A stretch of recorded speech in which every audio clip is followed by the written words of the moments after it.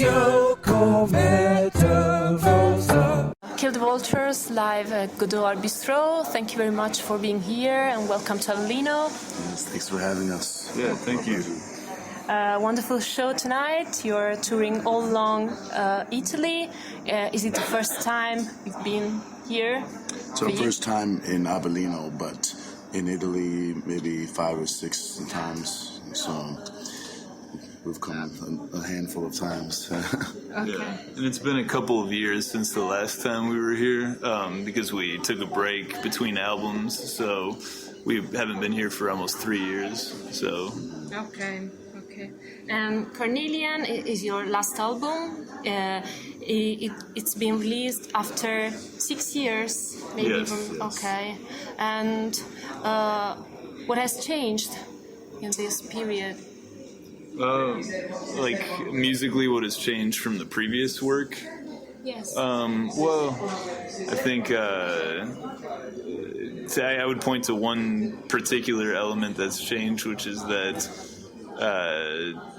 to me the previous album, H.A. Beast, was really like bleak, and it was about this kind of hopelessness. Like it was sort of just like about hitting like a cement wall, and like there was no color, no room for like breath or soul or anything. It was just really bleak across the board for some reason. And whereas the new album, instead of being about like desolation and death or whatever, is more about crossing over to the other side and about the spirit world, and about, so there is maybe like a transitional element from life to afterlife or something, but it's not just about like in the world of the last record there is no afterlife, it's just death. Like it's just the physical it's that you hit a physical wall and there's no moving forward, whereas in this one it's kind of navigating between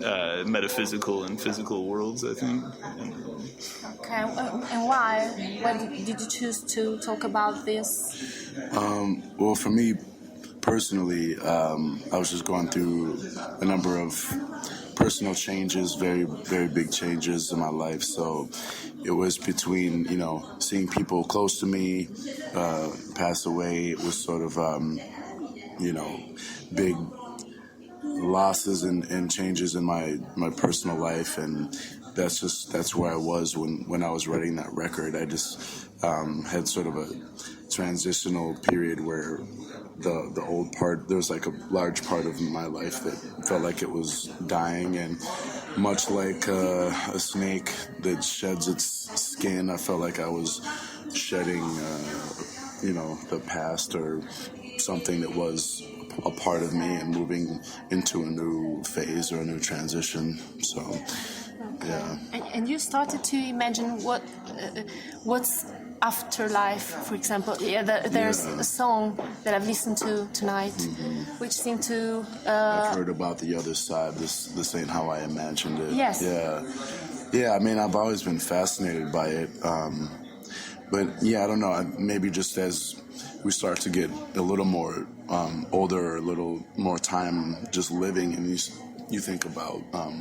Maybe what are the possibilities, with your own mortality, and, is there another world? Is there a spirit world? And I don't know, I just think that it's possible to have small deaths within your own lifetime.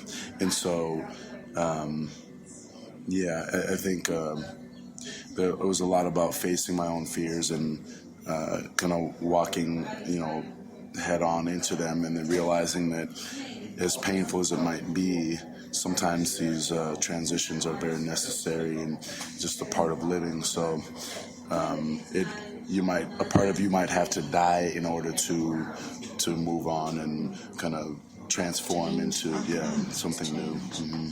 Okay, and there's no link with any link to any connection with religion, for example. No connections. Well, to me, like it's about religious experience, like, or about something that's generally like falls under the heading of religion, but is actually like a universal experience. So I think there's like a lot of elements just throughout the experience of the album that's about tapping into the same impulses that are tapped into in religion, but not assigning them to a specific religion. It is kind of a nihilistic record in a way, but it's also doesn't deny the religious experience as being part of like the human motive and part of the like what it means to feel things and to feel ecstasy or to feel connected to things on a deep level, or also to feel reverence of like there's moments where when I listen to it where I hear like everything, there's like a sort of a wave like the Red Sea or something, you know what I mean? These like things that have been used in religious art and religious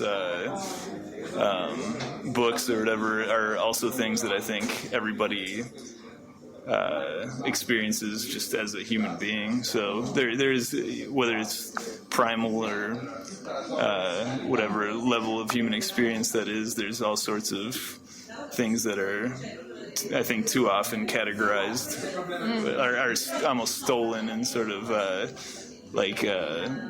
religion tries to own a certain aspect of experience that's actually universal. Yes, so it goes beyond any kind of culture. It's it's a human experience. So sort of Well, yeah, not limited to any one culture for sure. Okay. And what about the samples? They are all original samples. Who made this? So this is Anatomy. So I made the music. I created most of the works and did the compositions, and then there's a couple instruments like saxophone that I don't play, so I had someone come in and play the compositions. So the parts were created for them, and then they would lend their instrumental abilities to actually record the part. So but yeah, there's a lot of different things on there: the piano, vibraphone, bass, different elements, and so that was a big change and a step forward from the previous albums, I think. So it gives to your music something very unique. So it doesn't seem to be similar to other things. So when you do something of your own, music and lyrics, so it's all about you. Yes, it does kind of become its own creation. I think there's other music that might not be in the hip-hop genre or in the experimental genre that we have a lot in common with or we're connected with, but it's more about the spirit of the music that's similar. But yeah, if you want to start saying, what other groups have a foundation of hip-hop and then use elements of free jazz or, like almost classical composition. I don't know. I'm not sure. I'm not aware of anyone else who's doing that right now, but it's possible. Maybe someone is. But sometimes it's just the feeling of the music. I can hear it in some other groups too, maybe from a long time ago, but yeah. Did some of these groups influence you in some sort of, some sort of influence? On the new album, were there like influences? Is that the question? Like yes. Particular? Even, I don't know, from the past. So not directly about hip hop and. Sure. Yeah, I mean that's like Screamin' Jay Hawkins or like. Yeah, I mean Screamin' Jay Hawkins has always been like an inspiration for us. I think just his like theatrical approach to the R&B has always been really interesting to us. I think Nina Simone is really great. Yeah, and so there's a lot of people probably like an endless amount that are sort of inspirations for the album. As far as like influences, I guess I would point. I mean, that's always a really hard thing to know what you are subconsciously being influenced by. I think like it's funny because even though the album has like a lot of specific genre things like jazz or classical or rap vocals, things like that, like happening, I don't really think those were specific influences on this as much as like more like just like religious music in general. And so it was like using like some of the conventions of jazz and classical as to like create something that was more like a primal religious sound for us or whatever. Or I think that's what hopefully is what's happening. Like, I mean, I can't speak to that, but that's what is happening for me in it when I hear it or whatever. And then vocally, I don't know if you had like any specific influences to add to that or.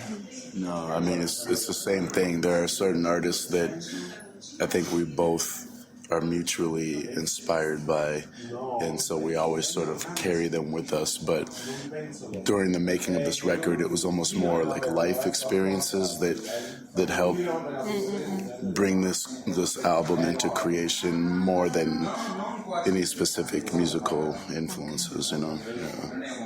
Okay. And are you thinking about or writing something new? Are you thinking about making more stuff? Yeah.